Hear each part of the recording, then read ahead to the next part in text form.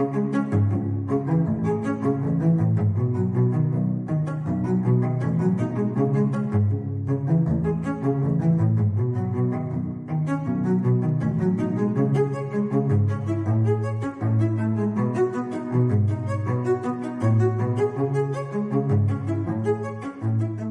tal? Muy buenas tardes, soy Héctor de Mauleón, le agradezco que nos acompañe nuevamente en una emisión del Foco. Estamos iniciando la segunda parte de nuestro recorrido por el Centro Arqueológico de Xochicalco. Le doy la bienvenida a Beca Duncan, Hola, como siempre, y al arqueólogo, Cuautli Medina. Nos acompañó en el programa pasado, trazándonos la historia, el origen de este lugar prodigioso que, como recordábamos, surge tras la caída de Teotihuacán, se va nutriendo con una serie de flujos migratorios que se desatan tras el colapso teotihuacano, este imperio, esta ciudad portentosa que cae en el año 700, 900. A partir del 600 después de Cristo y hasta el 950. Y en ese momento comienza el surgimiento del lugar en el que ahora nos encontramos. ¿Por qué no hacemos, Cuautli, un pequeño resumen sobre cómo se da el poblamiento y el surgimiento de Xochicalco, qué significa en el contexto de las culturas mesoamericanas? Pues Xochicalco es una ciudad prehispánica mesoamericana que fue construida precisamente a causa de la caída de Teotihuacán.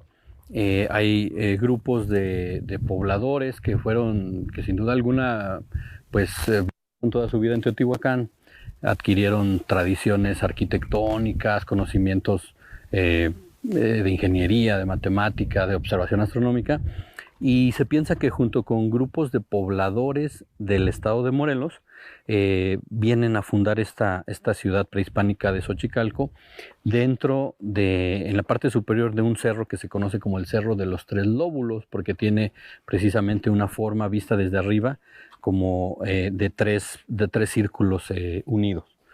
Esta ciudad prehispánica de Xochicalco se funda entre el 600 y el 950 después de Cristo, y el nombre que le dan, como bien apuntabas, Héctor, es un nombre náhuatl que quiere decir Xochitl-Calico, que quiere decir en el lugar de la Casa de las Flores. Pero platicábamos, si recuerdan, Beca, la vez pasada en el programa anterior, que este nombre, hablando con personas de la comunidad de Cuentepec, que todavía hablan, se educan y viven con la lengua náhuatl, ellos piensan que se definía más bien como el lugar de la casa del florecimiento del saber, el lugar en donde se nutría, se reproducía el conocimiento, el saber. Y me preguntabas acerca de la propuesta que existía de que en este lugar podía ser el lugar donde atrapan aves, Totolhuacalco, que pone uno de los arqueólogos que más han estudiado este sitio, por algunas evidencias pictográficas, ¿no? En donde se ven aves atrapadas adentro de alguna especie de jaulas. ¿Por qué versión te vas? Yo me voy por la versión de los hablantes de lengua náhuatl, porque ellos tienen una concepción, la casa del florecimiento del saber. Bueno, perdón, debo decir, no solo hablan la lengua, sino que a través de las tradiciones orales, pues también me imagino que parte del conocimiento de esta zona se ha ido transmitiendo de generación en generación, ¿no? Son los que más tiempo han convivido con este sitio. Sin duda, y se tiene, a veces el lenguaje pues nos sirve para definir algo, pero a veces no nos alcanza. No sé si les ha pasado, una palabra no alcanzaría para definir, por ejemplo, lo imponente del paisaje de la ciudad prehispánica alrededor de Xochicalco. Y lo mismo pasa con el lenguaje, ¿no? Definirlo tal cual, encasquillarlo en un concepto, pues creo que más bien me gusta cómo lo definen los hablantes de lengua náhuatl, y pues por eso me voy un poco más por el tema de que sí.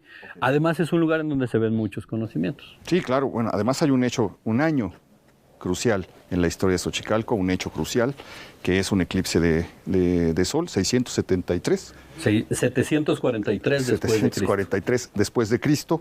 Es el año en el que ocurre algo fundamental. Va a quedar registro de eso, lo vamos a ver un poco más adelante. Te quisiera preguntar, ¿en dónde nos encontramos en este momento?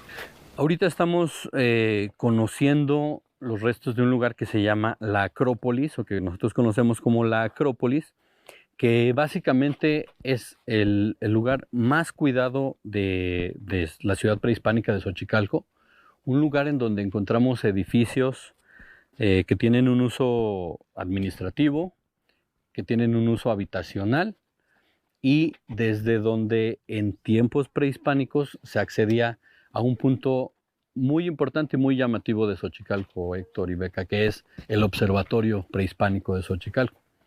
Desde este punto podemos apreciar la parte superior del ducto del observatorio. El nivel de piso del observatorio se encuentra desde donde están viendo ese grupo de piedras que da una forma de un hexágono. Desde ese grupo de piedras hacia la parte del piso son 8.94 metros de altura, para que se vayan imaginando el tamaño que tiene esta cavidad. Es una cavidad natural, porque recuerden que les platicaba que es una zona de cuevas, por el mismo tipo de cerro que es de roca sedimentaria. Hay un proceso de formación natural, químico y de corrimiento del agua que provoca la formación de cavidades naturales. Tenemos 23 cuevas interconectadas y una de ellas es la que da origen y fue acondicionada para funcionar como un observatorio prehispánico. Hay que decir que en este momento no podemos visitarlo porque quedó dañado con el sismo brutal del año 2017 que causó pues muchos daños en esta zona, pero sin duda pues es uno de los centros cruciales para Xochicalco en el viaje del Sol, ¿no? Sí, de hecho es uno de los 4 observatorios más estudiados de México, 2 que hay en Teotihuacán a los que no se puede acceder, 1 que hay en Monte Albán, que anteriormente sí se podía acceder, y el de Xochicalco era el último que estaba abierto a la visita pública, pero desafortunadamente el temblor sí causó daños estructurales en el espacio, y estamos en un proceso de monitoreo, de un proyecto de intervención para poder recuperar las condiciones que se tenían antes del sismo del 19 de septiembre. Cuautli, ahora que mencionas el observatorio, Héctor hablaba de la importancia de los astros, el tema del eclipse. Creo que vale la pena que recordemos para quienes nos están viendo lo que hablábamos el programa pasado sobre cómo la ciudad está orientada a estos 4 rumbos del mundo. Hay también un espacio, la plaza que visitamos la semana pasada, que también tiene este rol de utilizarse para la observación de los astros. Entonces, no sé si nos puedes recordar un poquito sobre esta relación que tiene la arquitectura y el urbanismo de Xochicalco con el tema de la astronomía.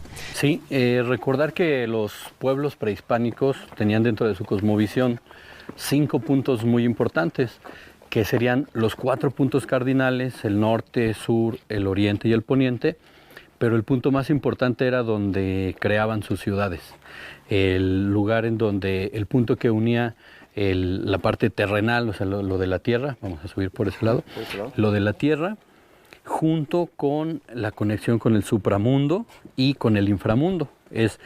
En algunos lugares inclusive, esto es representado por un árbol muy especial que es el árbol de la ceiba, que hay en el área maya y que hay también por aquí en estos lugares. Pero bueno, ahorita nos encontramos en un árbol que no es necesariamente la ceiba, pero es una de las especies de la selva baja caducifolia que tenemos de manera natural. Todos estos árboles han crecido de manera natural porque este es su entorno, su medio. ¿Esto es un escurrimiento? ¿Se da por un escurrimiento? Se utiliza a través de la resina seca, exactamente. Escurre la resina y con esa seca se quema para poder hacer el aroma tan enigmático que da. ¿Cómo cuánto tarda en crecer un árbol de estos? ¿Qué edad puede tener? Seguramente tendrá unos 15 años aproximadamente. No desarrollan mucho su cuerpo como otros árboles que son masivos, enormes, y son muy adaptables, necesitan muy poca... Está prendido en la piedra prácticamente, exactamente, ese creció después de la intervención. La intervención aquí fue en 1994. Así es. Exactamente. Por eso nos da, digamos, esa información.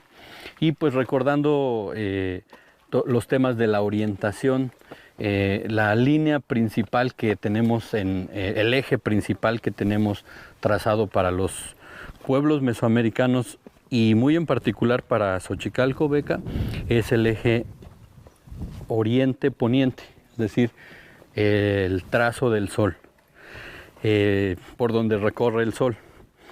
Aquí en Xochicalco vamos a ver algo muy interesante que va a ser complementado con lo del museo de sitio, y desde este punto, dentro de la Acrópolis, podemos apreciar el Cerro del Jumil, que es el punto más alto, el cerro que vemos más alto. Desde ese punto, para allá sale el sol, para allá es el oriente. Tenemos aquí adelantito, vamos a ver adentro de uno de los cuartos de la Acrópolis, el espacio en donde había una escultura conocida como el Señor de Rojo. La escultura es esa, pero la vamos a ver. Está en el museo. En el museo. Y esa escultura presuntamente se utilizó como un marcador solar para construir con el eje que hacía junto con el Cerro del Jumil y la Acrópolis, determinar el eje de construcción, o sea, el eje de orientación de la ciudad, a través del uso, y lo dejaron esto, digamos, testificado con este marcador solar que se conoce como el Señor de Rojo, que es una escultura antropomorfa, es decir, con forma de hombre, pero que está hecha mediante una estilización muy interesante porque engloba precisamente la representación del maíz. Es una planta de maíz que tiene manos y que tiene pies similares a los de los seres humanos, pero que tiene además de cabeza un aro de plumas, representado todo en una piedra basáltica teñida en color rojo. Y el fenómeno que se observa en el observatorio, la redundancia, también está relacionado al sol, ¿no? Sí, en el observatorio se tiene la entrada del haz de luz solar de manera cenital a partir del 29 o 30 de abril durante un periodo de 105 días al año. Este periodo está relacionado con los calendarios mesoamericanos, exactamente, y con ello ellos podían determinar periodos agrícolas que implican tanto lluvias como cosechas, como preparación de tierras. ¡Qué maravilla! Todo este tipo de cosas, y que ellos podían observar y controlar. Además, visualmente es muy impactante ver cómo, porque es una caverna, imagínenla, está totalmente oscura, y adentro de la caverna, en la parte central, pasa el sol en ese momento. Sí.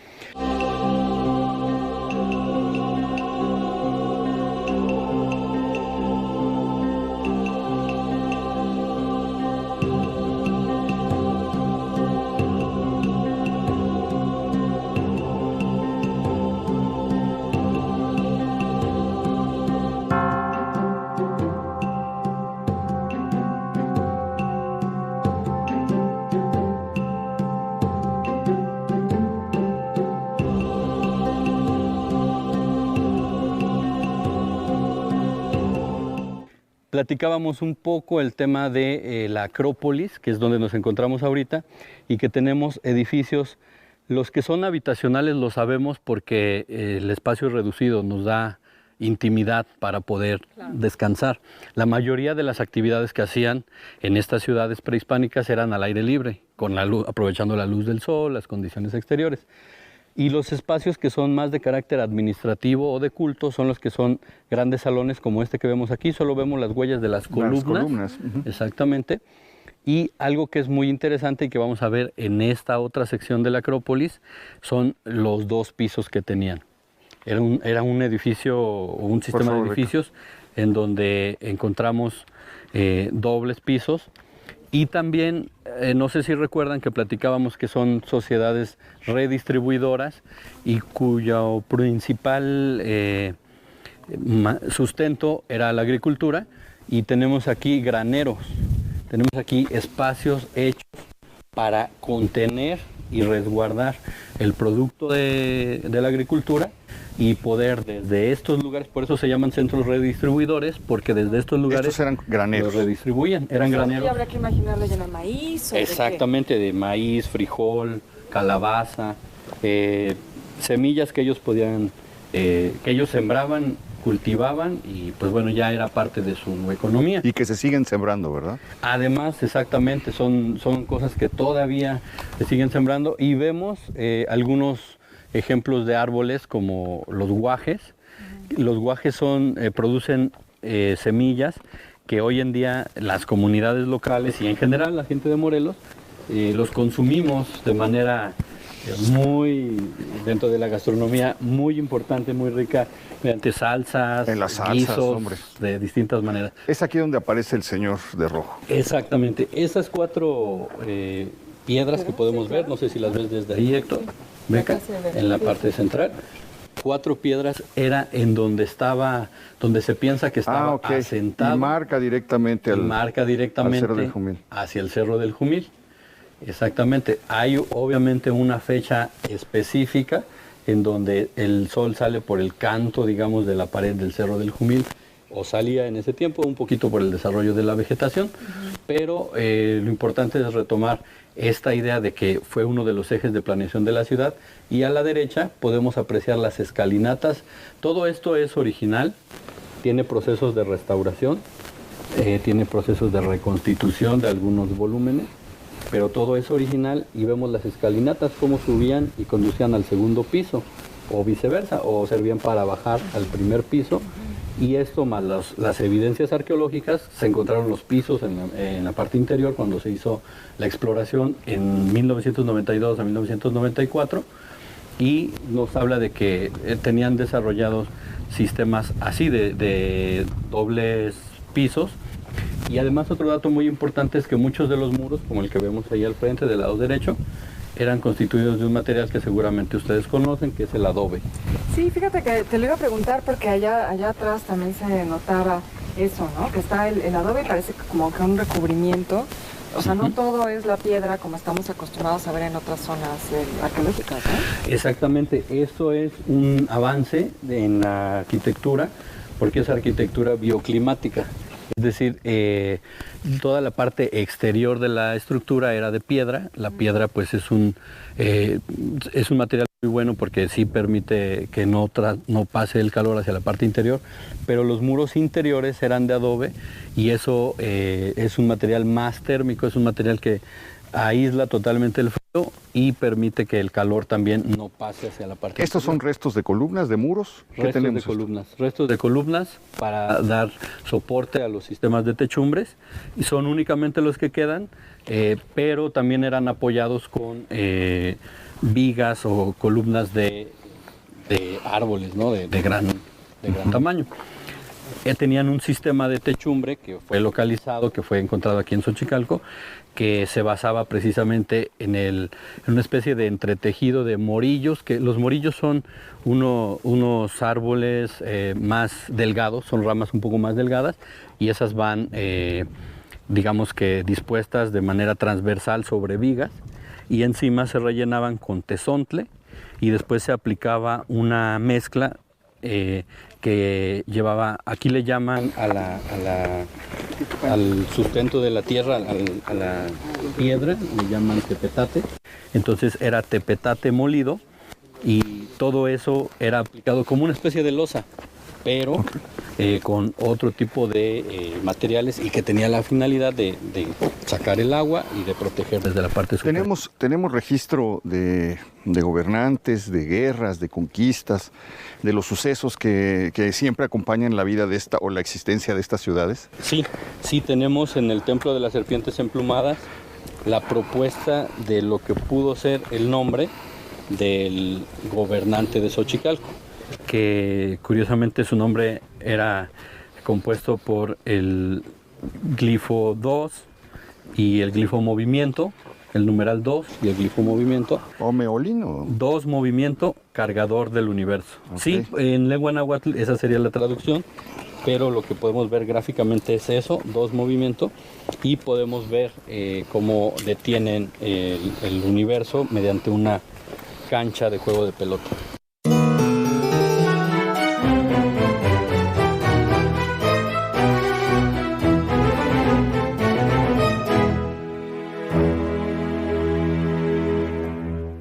Porque sabemos que el mundo cambia, nosotros evolucionamos con él. Y en ADN 40 seguimos transformándolo. Aquí le presentamos nuestro momento ADN 40. Nos convertimos en la central de noticias que te mantiene informado. Tenemos buenas noticias. Vámonos directamente con la información. Y conectado al mundo en tiempo real. Dejamos los foros de televisión y nos vamos a donde se mueve la información. Acompáñenos con las noticias. Porque tenemos una cobertura nacional e internacional. Que aquí todos los días informamos. Con los mejores periodistas y líderes de opinión que te informan. Prepárese para informarse porque arrancamos de una vez. Desde todas nuestras plataformas. Estamos a través de la televisión, por supuesto, a través de nuestras plataformas, de todas las plataformas acompañándolo. Descubre la nueva programación, porque si nos buscas, nos encuentras. La tele evoluciona.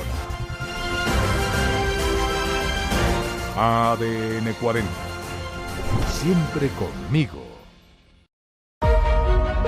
Distrito de Columbia. Colapso de la línea 12 del metro. Una sociedad que no está acostumbrada. Los efectos robaron un automóvil. Alcanzó un nuevo récord histórico al ubicarse 9.1. Como seguro médico, dental y también planes de seguro. Como cada tarde estamos en su pantalla, pero también en las calles de la Ciudad de México. De la ciudad de Victoria, Tamaulipas, una pipa de gas que intentaba ganarle el paso al tren terminó. Me recibes y te recibo. ADN 40, siempre conmigo. Evolucionar es diversificar el modo de pensar y eso es una base fundamental en el quehacer de informar. Es afinar la escucha y escuchar lo que están diciendo nuestros televidentes. Es saber en dónde estamos y ser parte de lo que pasa. Evolucionar es cambiar, adaptarse, transformarse. El mundo ha evolucionado sin duda y también la manera en la que consumimos la información. El periodismo hoy es compromiso social, es debate y opinión sin falsas neutralidades, pero con mucha apertura. Informar para mí es un compromiso. Y siempre desde el lugar de la noticia. Porque lo que usted ve en la pantalla todos los días no se puede hacer solo, se hace con un gran equipo. Colaborar de aquí para allá, pero también de allá para acá. Hoy quien demanda información, quien consume información, quiere interactuar, recrear, enriquecer las noticias. Las historias de la realidad que usted quiere, requiere y necesita todos los días, a todas horas, para estar informado. De no olvidarnos de lo que hacemos y para quién lo hacemos. Cuando uno se decide a dejar de tratar de cambiar al mundo para tratar de entenderlo, invariablemente sucede lo mejor. El periodismo hoy en día es adrenalina, es velocidad, es dinamismo, es multiplataforma. Es tener el privilegio de enriquecer nuestra existencia a través del otro. Y es ejercer la libertad más valiosa que tenemos, la libertad de expresión. Porque sabemos que el mundo cambia, nosotros evolucionamos con él. Y en ADN.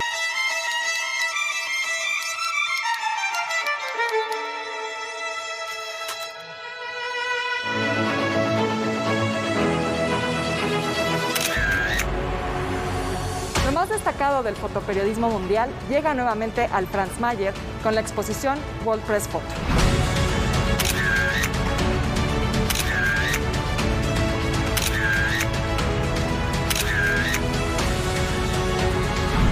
Pues cuéntanos qué es World Press Photo, porque es una organización global, ¿cierto? Sí, es una organización que está activa desde 1955, que fue fundada por fotógrafos holandeses que querían hacer visible su trabajo en el mundo. Esta vez decidieron dividir al mundo en 6 regiones, en Norte y Centroamérica, Sudamérica, Europa, Asia, Oceanía y el sudeste asiático en conjunto y África. Se premiaron 4 categorías que son foto individual, reportaje gráfico, proyecto a largo plazo y formato abierto.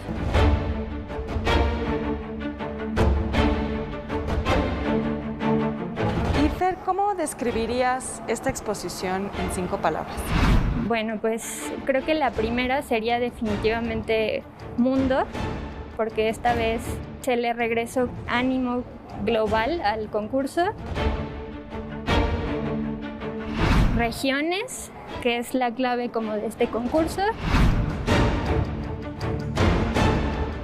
Conectar, porque la idea de la exposición es que conecten con el mundo.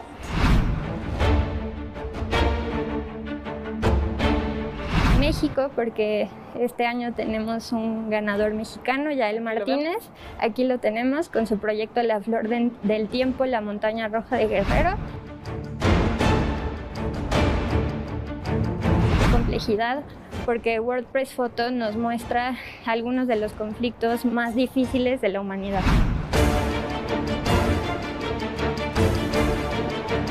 Pues Fer, muchas gracias por platicar con nosotros y pues ojalá se animen a venir a ver la exposición. Sí, aquí los esperamos.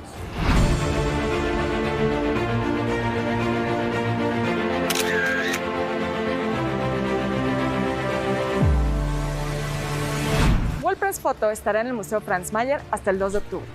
Pueden visitarlo de martes a viernes en un horario de 10 a 5 de la tarde y sábados y domingos de 11 a 6. El museo se encuentra en Avenida Hidalgo, en la Plaza de la Santa Veracruz, en el centro histórico de la Ciudad de México. La forma más fácil de llegar es en metro. Las estaciones son Metro Hidalgo y Metro Bellas Artes. No se les olvide traer su cubrebocas y guardar sana distancia.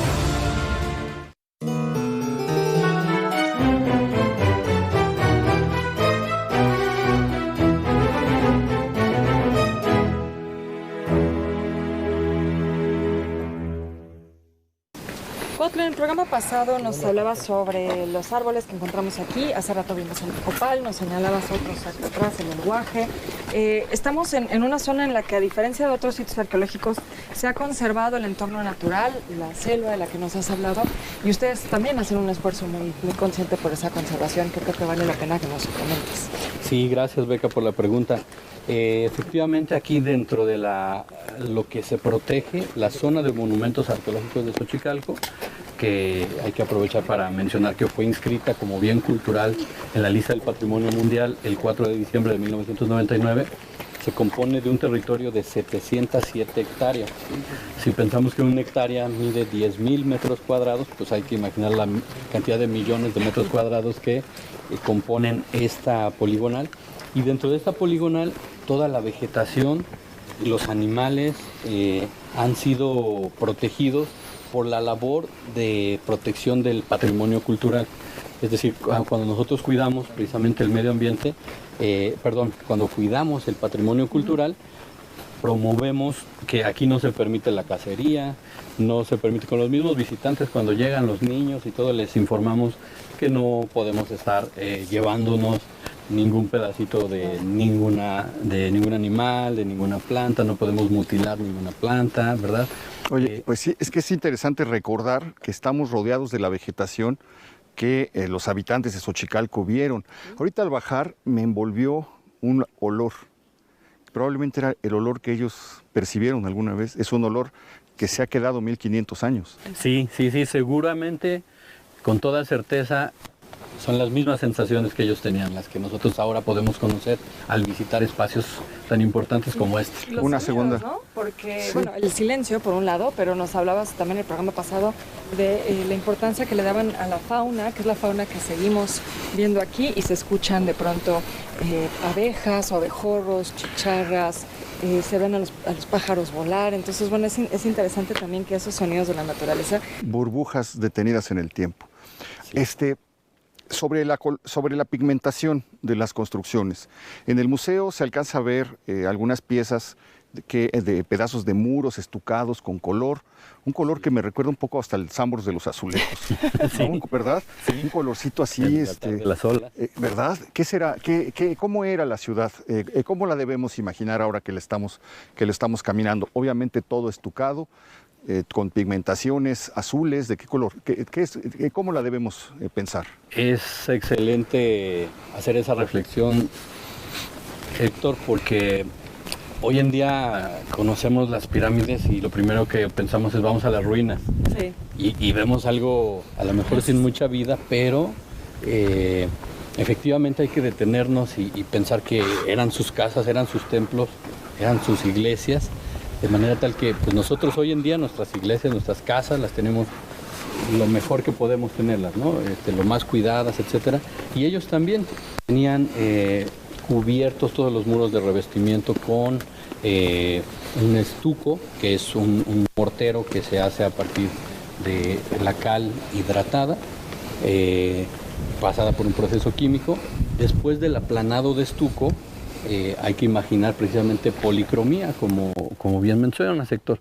¿Qué colores se han encontrado aquí? Pues rojos, amarillos, azules, negros, principalmente. Verdes casi no hemos encontrado porque es un color difícil de obtener. Hay que recordar que la mayoría de los pigmentos mesoamericanos son obtenidos a partir de minerales. Sí. Hay algunos y la grana cochinilla. Hay un que mineral es tóxico. un insecto, ¿no? El mineral tóxico es el que cubre el señor de rojo, que es el cinabrio, que es un derivado del mercurio. No sé si querían ver un poquito. Una vez, ¿no? ¿Quieren de una vez? Vamos a eso. La cereza del pastel. En la última parte de ahí es nada más una vista. Vamos para allá. Una vista. Sí, vamos. Y... Sí, el cinabrio se obtenía en esta región, se traía de otros lugares. Se obtiene de aquí, hay una mina que se piensa que está por allá, por el Cerro del Jumil, y la obtuvieron de aquí, sin duda. O sea, no Cuidado, de aquí de este Beca. cerro. Vas muy en el filo. Si quieres, pásate de este lado, Beca. Oye, pero esto nos habla también de una tecnología especial, cómo manipular un mineral que envenena, que mata. Sí. Y fue impregnado todo el señor de rojo, por eso es su color rojo. Porque está impregnado totalmente todo en color rojo. Y se quedó 1500 años con el color. Sí, 1500 años, pero además también, hablando de esos procesos de especialización que fueron necesarios, hay conchas, por ejemplo, una que tenemos en el Museo de Sitio, que es del género Spondylus. Y esa cuando la vean la van a reconocer, que la han visto en otros museos, en otros espacios. Su extracción de esa concha implica buceo. O sea, no hay otra más que tenían que haberse especializado para hundirse 20 metros en el mar y poder extraerla así. Y eran objetos muy preciados ¿Esto viene del Pacífico o viene del Occidente? En las dos costas del Golfo. En las dos costas. Bueno, es que con eso que nos cuentas tiene todo el sentido del mundo, este toponimia del lugar del florecimiento del conocimiento, ¿no? Sí, claro, adquiere mucha importancia. Y pues aquí en este punto que nos encontramos, bueno, por ahí está el petirrojo, ahorita a ver si vuelve a subir y lo van a apreciar, lo van a conocer de nuevo, porque ese es uno de los guardianes que siempre está por aquí en la zona arqueológica. Y en este punto podemos apreciar los otros 3 pórticos de los que hablábamos, que eran los puntos que tenía que atravesar el que quería conocer la ciudad prehispánica de Xochicalco antes de llegar a la parte principal. Que el primer grupo de pórticos lo vimos en la Plaza de la Estela de los Dos Glifos. Después este sería el segundo grupo de pórticos, este sería el tercer pórtico, igual todo con escalinatas, y el de atrás sería el cuarto pórtico, y entonces estamos hablando de 4 puntos de control de acceso antes de llegar a la plaza principal. ¿Qué tenemos que imaginar de ese lado? ¿Vegetación o algún tipo de construcción semejante a esto? Todavía podemos proyectar más o menos el tipo de muro que vemos ahí al lado de las 2 alfardas que delimitan la escalinata, y podemos proyectarlo imaginariamente hacia la izquierda. Y todo esto, lo que ha sucedido es que no hubo tiempo suficiente para terminar de hacer la restauración. Esto ya está bien registrado, ya se sabe qué es lo que hay por allá, pero es parte de ella. El mar está... Sí, para allá es Guerrero, exactamente. Para allá está. Pero bueno, estos 4 puntos de control que nos dices, también nos habla de la importancia de esta zona en particular, ¿no? Sí, definitivamente. Si está tan protegida es que hay algo. La ubicación estratégica, hablábamos del dominio visual, que les permitía garantizar un poco la estabilidad de la ciudad.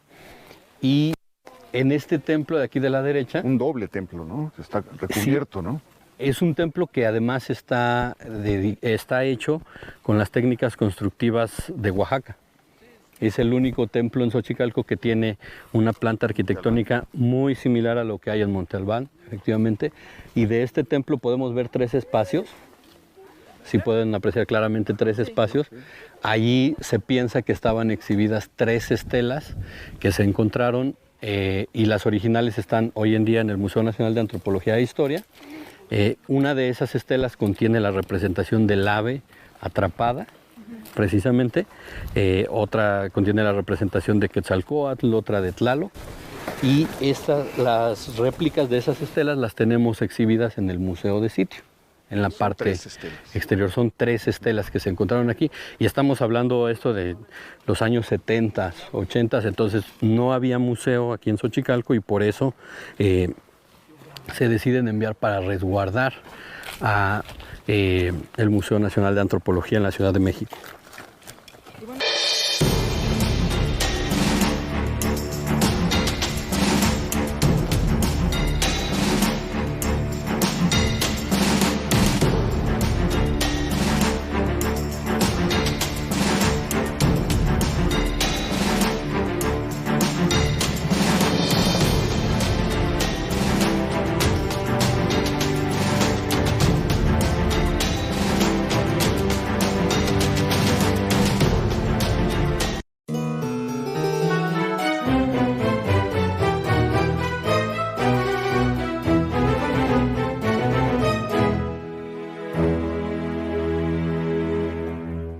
Porque sabemos que el mundo cambia, nosotros evolucionamos con él. Y en ADN 40 seguimos transformándolo. Aquí le presentamos nuestro momento ADN 40. Nos convertimos en la central de noticias que te mantiene informado. Tenemos buenas noticias. Vamos directamente con información. Y conectado al mundo en tiempo real. Dejamos los foros de televisión y nos vamos a donde se mueve la información. Acompáñenos con las noticias. Porque tenemos una cobertura nacional e internacional. Que aquí todos los días informamos. Con los mejores periodistas y líderes de opinión que te informan. Prepárese para informarse porque arrancamos de una vez. Desde todas nuestras plataformas. Estamos a través de la televisión, por supuesto, a través de nuestras plataformas, de todas las plataformas acompañándolo. Descubre la nueva programación, porque si nos buscas, nos encuentras. La tele evoluciona. ADN 40. Siempre conmigo. Distrito de Colombia. Colapso de la línea 12 del metro. No, una sociedad que no está acostumbrada. Los sujetos robaron un automóvil. Alcanzó un nuevo récord histórico al ubicarse 9 puntos. Como seguro médico, dental y también planes de seguro. Como cada tarde estamos en su pantalla, pero también en las calles de la Ciudad de México. En Ciudad Victoria, Tamaulipas, una pipa de gas que intentaba ganarle el paso al tren terminó. Me recibes y te recibo. ADN 40, siempre conmigo.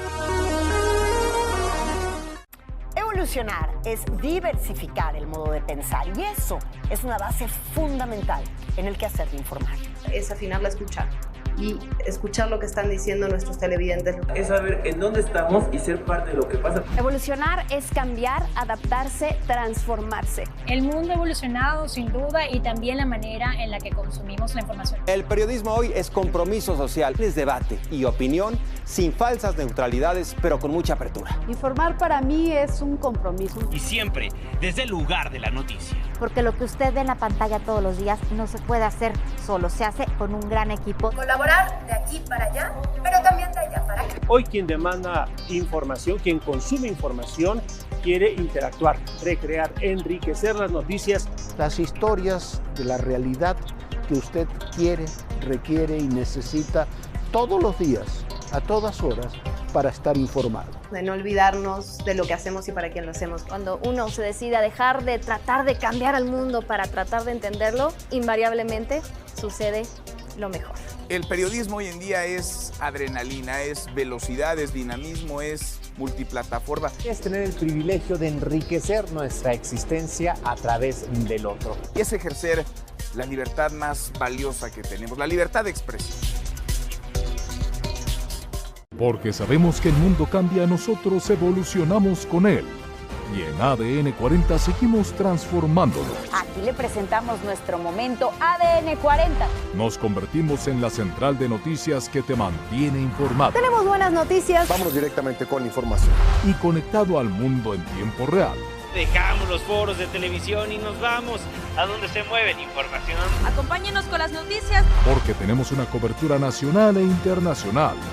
Que aquí todos los días informamos. Con los mejores periodistas y líderes de opinión que te informan. Prepárese para informarse porque arrancamos de una vez. Desde todas nuestras plataformas.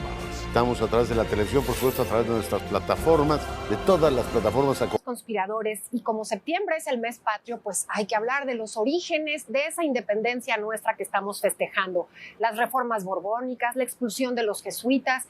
qué querían los criollos, todo eso que da pie al movimiento de la separación de nuestro país. Acompáñenos, domingo 6 de la tarde, ADN 40, el refugio de los conspiradores.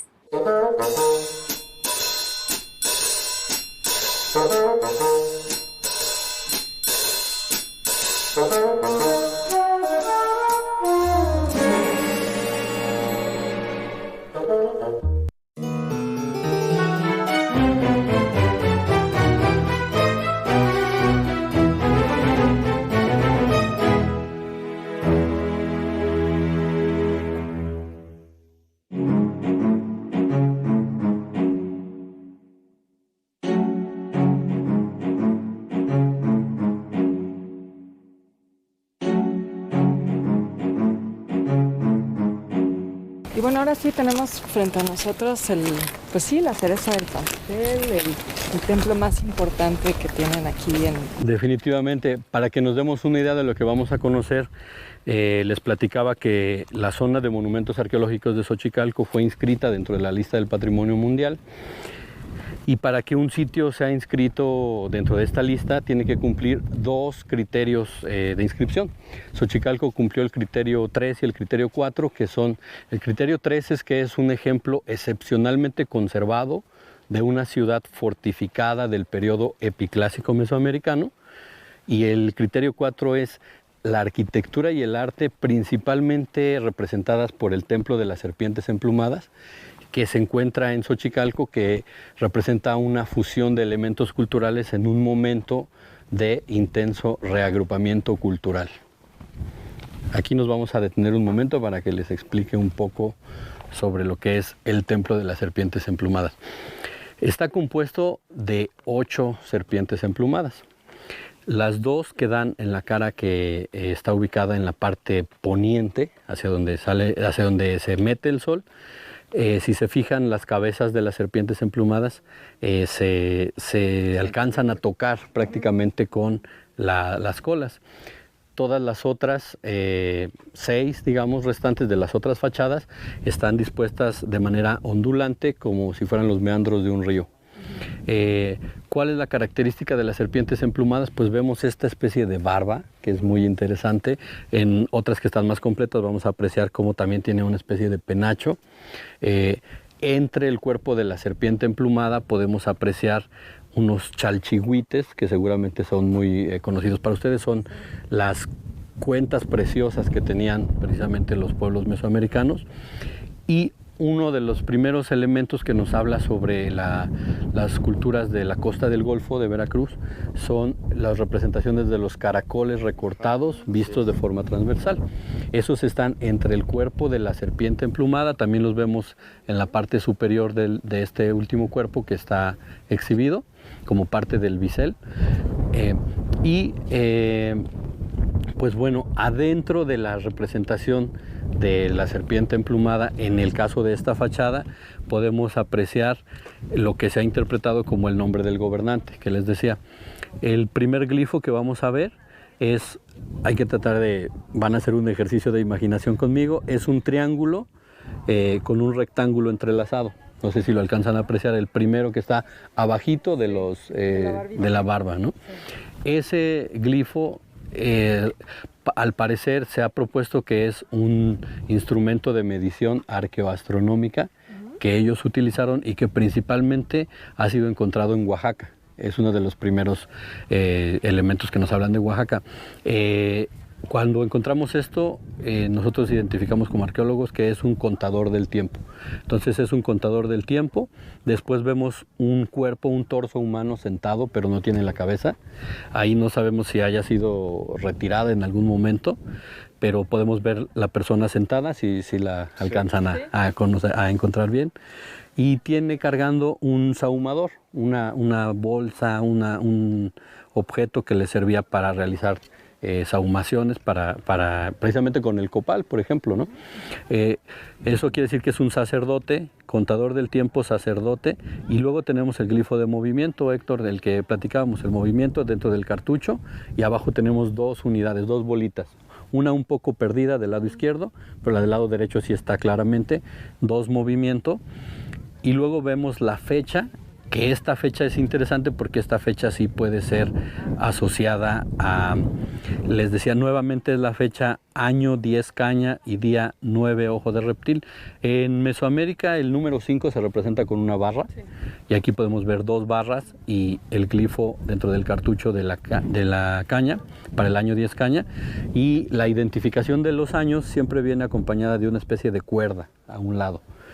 Ya la identificación del día es igual el 5 y 4 unidades en la parte de abajo. Hay que 9 tener ojos de que reptil. Tenemos un ocelo. Y finalmente, el torso humano que vemos al final es el cargador del universo y está cargando la cancha de juego de pelota. Por eso precisamente la lectura total es que el sacerdote contador del tiempo, que se llamaba 2 movimiento, cargador del universo, en la fecha año 10 caña, día 9 ojo de reptil, les decía que se repite en todo Xochicalco. Probablemente es el momento en el que se entroniza o empieza a gobernar esta persona. Esto es algo, también se asocia... Me refería a este de aquí. El de arriba. Es una especie de venado. Es un venado, más atlas. Así es. Y está relacionado con una representación de una balsa. Si pueden alcanzar a apreciar, es una balsa formada por una especie de vírgulas. Y es un personaje que porta probablemente también la mano. Probablemente un arma y 3 dardos y un escudo. Esto se ha relacionado a el mito de creación de Quetzalcóatl, porque se piensa que Quetzalcóatl vino del mar. Pues yo quería preguntarte eso a Quetzalcóatl, porque se habla de que este culto a la serpiente emplumada aquí se importa, digamos, de Teotihuacán, ¿no? O sea, vienen ya con ese culto, pero el mito de Quetzalcóatl tiene un vínculo muy directo con Morelos, ¿no? Así es. Entonces, me parece como interesante que se crea que viene de Teotihuacán cuando se supone que su origen está en esta zona del país. Sí, definitivamente. Los datos arqueológicos nos hablan de eso, de que probablemente aquí, de hecho hay la propuesta de Román Piñachán de que aquí se creó el mito de Quetzalcóatl. ¿Esto es lo mismo que estamos viendo de aquel lado? No, esto es precisamente lo que me preguntaba Héctor, donde comienza toda la lectura de todo, y es precisamente la corrección calendárica. Aquí podemos ver un cartucho en donde se representa una casa, Cali, y tenemos una barra de 5, tenemos 4 unidades y una como que fuera de lugar. Si seguimos la lógica, pues en teoría tendrían que ser, si fueran 5 tendría que ser barra también, pero bueno, ahí tenemos una duda, y tenemos por lo menos 9 casas. Pero se le ve una mano, ¿no? Como que una mano sale del cartucho. Del lado derecho no, están muy bien. Del lado derecho se tiene una mano que está sosteniendo un 0 o inicio de la cuenta. Del lado izquierdo tenemos una mano que está sosteniendo una cuerda, una soga, y esta cuerda está jalando Ozomatli, mono, y está sacando, y son 13 unidades. Entonces, recuerden que les comentaba que el año está representado siempre con una especie de cuerda alrededor del cartucho. Entonces aquí es el año 6 caña, y en el día 9 o 10 casa se inicia la cuenta y se sustituye esta fecha por el inicio de la cuenta. Nos está cayendo el tiempo encima, perdón, están haciendo señas. Quisiera que... de manera general... Vemos un eclipse, ahí está, total se está sol. Comiendo el sol, y vemos la representación de estos personajes que están dándole la vuelta. Una mandíbula descarnada que está comiendo un círculo dividido en 4. Eso sería el año 754. Eso es un eclipse total de sol que se dio en el año 743 después de Cristo, en donde se piensa que se hizo una convención, una reunión aquí en Xochicalco para corregir el calendario, para unificarlo, y en donde vemos la evidencia de personajes del área maya totalmente identificables entre el cuerpo de la serpiente emplumada, los de abajo, y los de arriba son personajes que están asociados a lugares de donde vienen. Por ejemplo, aquí vemos 2 pies caminando encima de un cuerpo de agua, de un canal de agua, y cada uno de los personajes tiene una representación distinta. Entonces se piensa que fueron cada uno de los pueblos que vinieron a Xochicalco a ser parte de esta corrección calendaria. Un ajuste calendario. Un ajuste calendario. Volver ahora a llevar un conteo del tiempo unificado. A partir del eclipse. A partir del eclipse, en donde ya pueblos de Oaxaca, del área maya, de la costa del Golfo, se reunieron aquí en el altiplano central en Xochicalco para corregir y unificar el calendario. Es delirante imaginarlo. Y planeado. Sí, claro. Planeado. Es decir, las comitivas llegando, con los sabios, la reunión de los sabios, qué se debió tratar, de qué se debió hablar, cómo se decide dejar un registro en este templo de lo que ocurrió en ese momento, que debe haber sido crucial en el curso del universo también. Sí, definitivamente una forma de unificar la forma de ver la cosmovisión mesoamericana, y que bueno, pues quedó nada más y nada menos que se tiene aquí en Xochicalco, y que fue eso, precisamente la evidencia de eso, el motivo por el cual Xochicalco esté en la lista del Patrimonio Mundial como uno de los 35 bienes mexicanos. Estamos a punto de despedirnos, Cuautli. ¿Qué lecturas nos recomendarías para poder entender Xochicalco antes de venir, la gente que nos está viendo?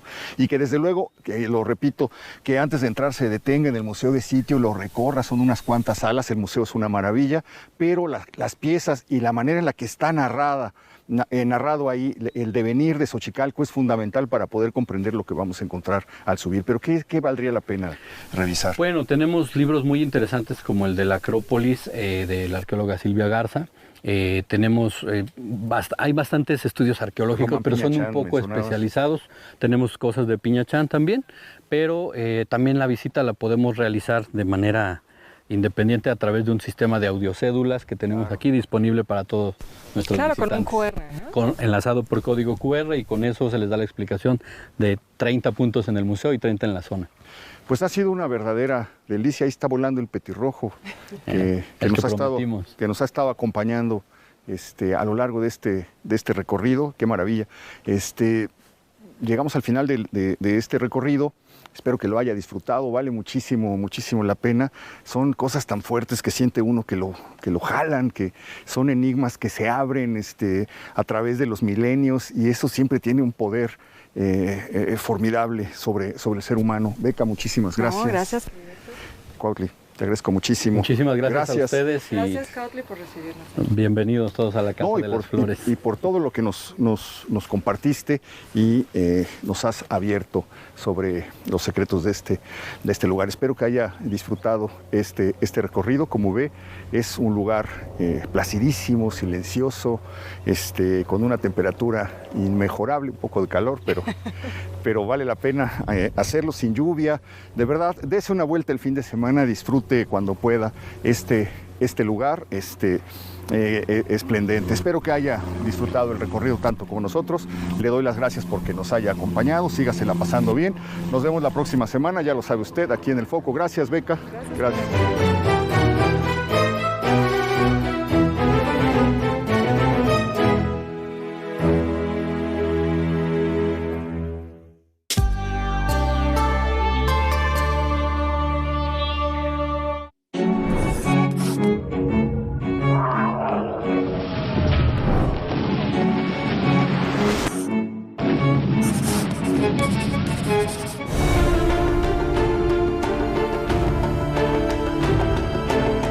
El Museo de Sitio Arqueológico de Xochicalco fue creado como un centro de interpretación para conocer el contenido de lo que se encontró en la zona arqueológica de Xochicalco, inaugurado el 10 de abril de 1996 bajo un proyecto arquitectónico ecológico, siendo el primer museo en la Tierra que tuvo las características de tener sistemas de energía sustentable.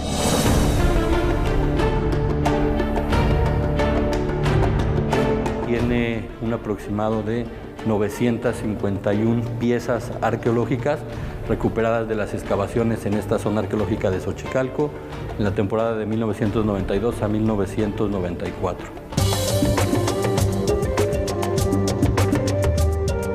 El proyecto arquitectónico del Museo de Sitio de Xochicalco contempla la recolección de aguas pluviales a través de todas nuestras azoteas, que son conducidas a una cisterna con capacidad de 550,000 litros. También contempla una canaleta perimetral que permite humidificar el aire que ingresa al interior del museo, un sistema de dobles muros, de dobles techos para proteger de la radiación solar que aumenta la temperatura al interior, y toda la textura y los colores que se emplearon en la fachada de todo el museo se mimetizan con el medio ambiente, permitiendo que sea un impacto mínimo la construcción de este museo de sitio en este lugar.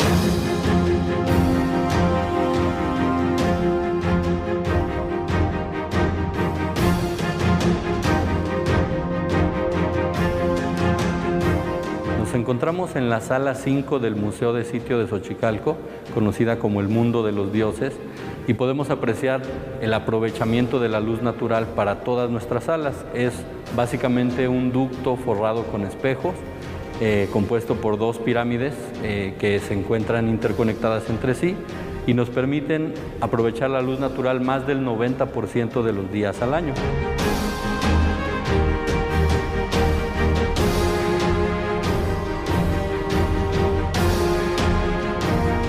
También podemos observar en esta sala cómo tenemos un sistema de cedulario auditivo enlazado por código QR, disponible en español y en inglés para todos nuestros visitantes de uso gratuito, y la majestuosidad de algunas piezas como el aro o marcador del juego de pelota que se encontró en la parte este del sitio, con el cual podemos ilustrar sobre todo los rituales que se hacían para el juego de pelota en esta zona arqueológica de Xochicalco. El Museo de Sitio de Xochicalco está abierto en un horario de martes a domingo de 9 de la mañana a 4 de la tarde, recordando que los días domingos la entrada es gratuita para visitantes nacionales. Todavía tenemos que seguir cumpliendo las medidas sanitarias de uso de cubrebocas obligatorio en todo momento y la sana distancia. Los esperamos.